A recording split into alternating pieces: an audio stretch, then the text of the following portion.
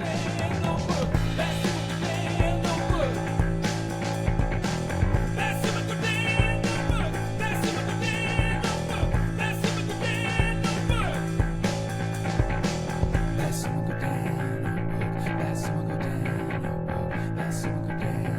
everybody, welcome to the Basu and Godin Notebook. Arpin, we said that we would not necessarily take some time off, but during the summer, during the off season, we would do less episodes. But it has not been so long since our last episode, but we're back, and we're back with a special guest today. We are back with a special guest, so welcome on this episode, Wednesday, July 9th.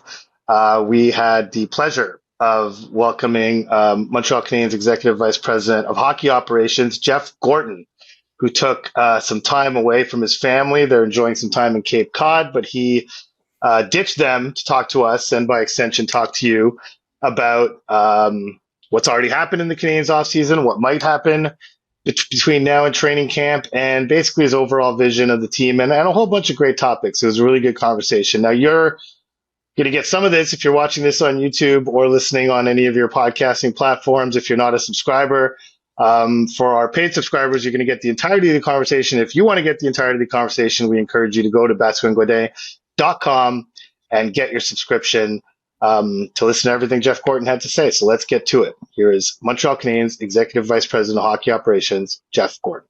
So Jeff, thank you so much for being with us today on the Basu and Godin Notebook. How's your summer going so far? I mean, it's just starting, right? So we just left development camp a few days ago. But it's good, you know. I'm away from Montreal right now for a little bit, so eager to have a few days here to kind of relax and reflect on a whirlwind few weeks. Yeah, pretty good reviews for what you've done this off season. How have you accomplished more or less what you sought out to accomplish at this stage of the summer? I mean, I think so. I mean, the Dobson deal's interesting one. It's not like we set out to get a right-handed defenseman, but I mean, obviously we're looking for core pieces of certain age, of certain talent level. So, there's a lot of talk about getting a second-line center. There's all this talk. So, as far as the trade with Bolduc and the Dobson, I think we accomplished a lot there. Are we done? Did we set out to do? Did we do everything we set out to do? I don't know. That maybe we'll have to wait a little while before we answer that one. Okay, so regarding the second line center, we'll get to that at some point in this conversation. But you mentioned Noah Dobson. Very early on in your tenure with Montreal, people started drawing parallels with how you rebuilt with the New York Rangers.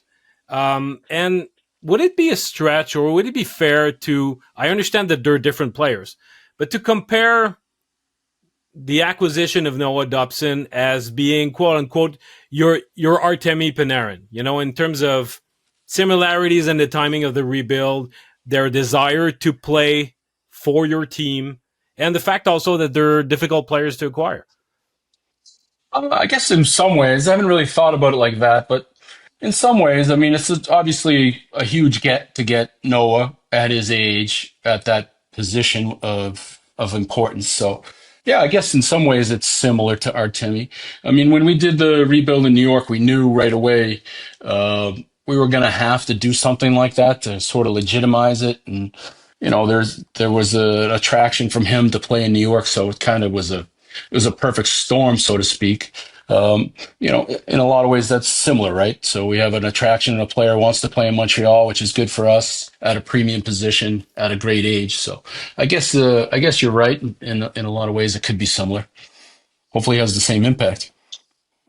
Well, that's sort of the reason we're making the parallel is that, sometimes it takes that type of talent coming in to kind of turbo boost all the other things that you've been doing, which is what we saw with Panarin in New York, obviously. Interested to hear you on Bolduc, because obviously you were out of work when he was drafted, and so you were doing some work for NHL Network, and you were covering that draft. Your initial comment on him: beautiful skater, lots of talent here. He played with Lafreniere. Scored 30 goals as a 16-year-old, so he's been on the map a little bit, maybe a little bit undersized, but he gets a little bigger and stronger. He's got all kinds of talent. He could be a real top six player for somebody. And then later you said there's a top six forward in there. I'm sure of it. Well, Are you seem to you be fact checking me? you seem to be somebody in this sentence. Like you're the somebody here. If you acquired a top six forward for Yeah. somebody, Oh, so you're saying I had a crystal ball well, back for that draft? I mean, you seem to be pretty sure of yourself that this was a future top six player, and do you still feel that way today? Yeah, absolutely. I think that what excites us the most about him is his emergence as a physical power forward with a he's rounding out his game. He's still getting better. We all know he could shoot. He could shoot for a long time. He scored over 100 goals in juniors. So we know that he can score. We know his talent level, but the emergence, I guess, like I was talking to in that sequence in the draft video, is if he gets bigger and stronger and rounds out his game, there's no stopping him. And in St. Louis the last year, it's pretty impressive his development. Right, he's a really physical player now. He goes to the hard areas. He's a player that we all think is going to really fit well with our group of forwards. So I don't think it was genius on my part to describe that a first round player was going to be good if he did this and this, right? You can say that about them all. He just happened to do it, right? But Yeah. so Budzik made a good impression on you back then. But Yeah. I've always wondered, how long, like in your experience, how long does the impression that a draft prospect has made on you or on your staff, how long does it last in terms of years afterwards? And before, either if you had a negative impression at first, you say, we didn't think there was something, and there is, or that you had a positive impression on the prospect, and you sort of sour on it. Does it take generally a long time? I mean, I think it's real. I think it's almost like your first impression of something. It's hard to get that to go away. When your group likes somebody and has somebody high on the list, you tend to follow that player when he goes to another team and like him, um, as opposed to the other way where you don't like a player.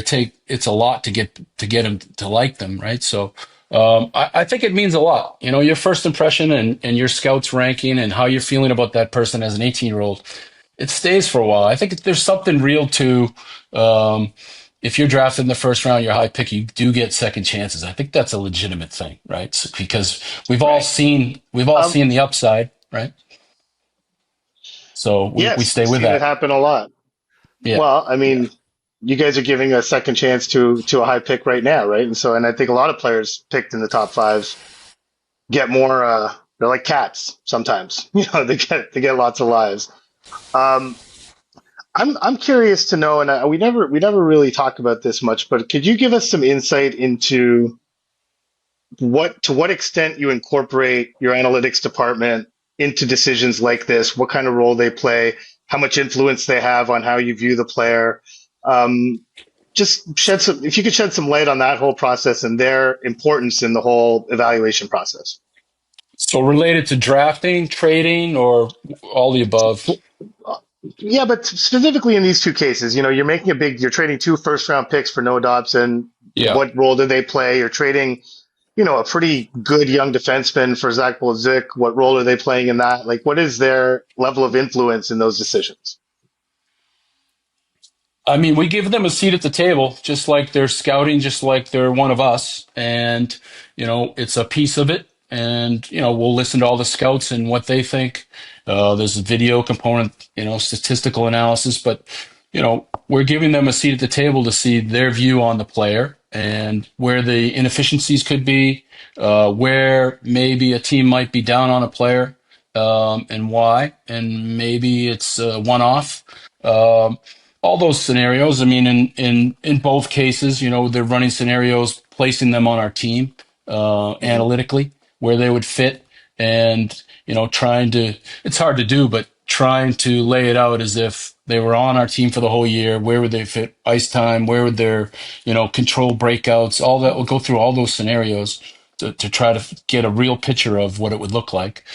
So they have a seat at the table. I mean, ultimately, at the end, you're going off a number of different people and and all these different departments, but you have to rely on what you saw. But I would say that Chris Boucher and his staff, they're as influential as any analytical department in the league.